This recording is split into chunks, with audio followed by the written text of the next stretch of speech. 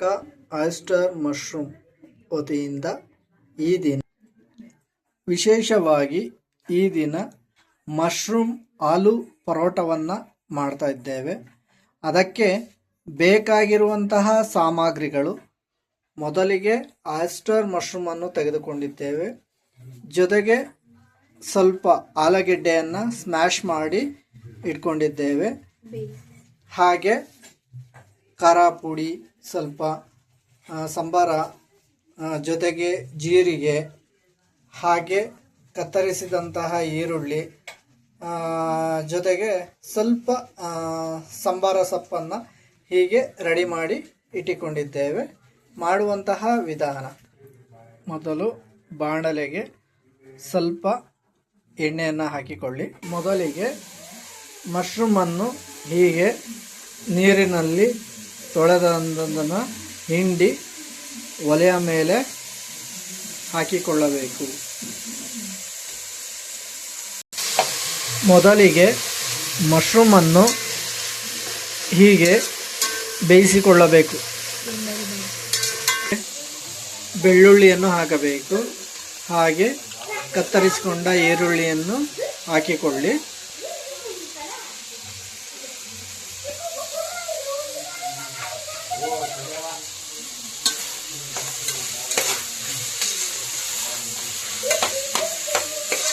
ಒಗ್ಗರಣೆಯಲ್ಲಿ ಬೇಯಿಸಿದ ಹಾಗೆ ಬೇಯಿಸಿಕೊಳ್ಳಿ. ಮೊದಲಿಗೆ ಮಶ್ರೂಮನ್ನು ಹಾಕಬೇಕು, ನಂತರ ಬೆಳ್ಳುಳ್ಳಿ, ಈರುಳ್ಳಿ ಹಾಕಿಕೊಳ್ಳಿ.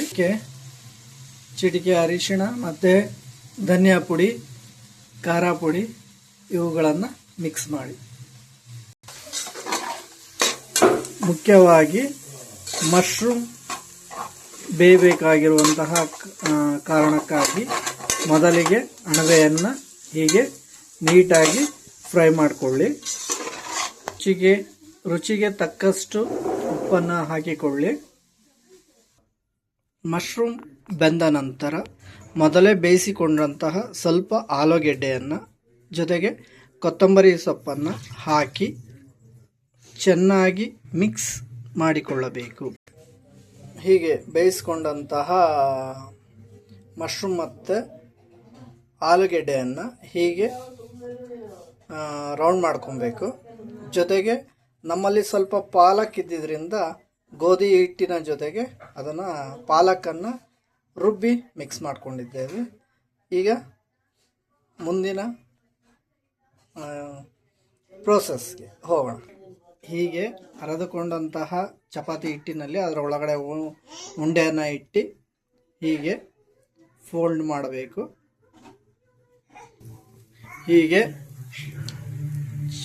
ಚಪಾತಿ ಹಿಟ್ಟಿನ ಒಳಗಡೆ ನಾವು ಬೇಯಿಸ್ಕೊಂಡಂತಹ ಮಶ್ರೂಮ್ ಮತ್ತು ಸ್ವಲ್ಪ ಆಲೂಗೆಡ್ಡೆಯನ್ನು, ಯಾಕೆಂದರೆ ಮಶ್ರೂಮ್ ಆಲೂ ಪರೋಟ ಮಾಡ್ತಿರೋದ್ರಿಂದ ಇದನ್ನು ಅದರೊಳಗಡೆ ಹಾಕಿ ಹೀಗೆ ಒಲೆಯ ಮೇಲೆ ಅದನ್ನು ಬೇಯಿಸಬೇಕು. ಈಗ ನೋಡಿ, ತಿನ್ನಲು ಬಿಸಿ ಬಿಸಿಯಾದ ಆಯಿಸ್ಟರ್ ಮಶ್ರೂಮ್ ಆಲೂ ಪರೋಟ ರೆಡಿಯಾಗಿದೆ. ಇದನ್ನು ಒಮ್ಮೆ ಮಶ್ರೂಮನ್ನು ಬಳಸಿ ಮಾಡಿ ನೋಡಿ. ಇದರ ಉಪಯೋಗವನ್ನು ಅಂದರೆ ದೊಡ್ಡ ದೊಡ್ಡ ರೆಸ್ಟೋರೆಂಟ್ಗಳಲ್ಲಿ ಸಿಗುವಂತಹ ಆಲೂ ಪರೋಟವನ್ನು ನಿಮ್ಮ ಮನೆಯಲ್ಲೇ ನೀವು ಕೂಡ ಮಾಡಿಕೊಳ್ಳಬಹುದು. Thank you.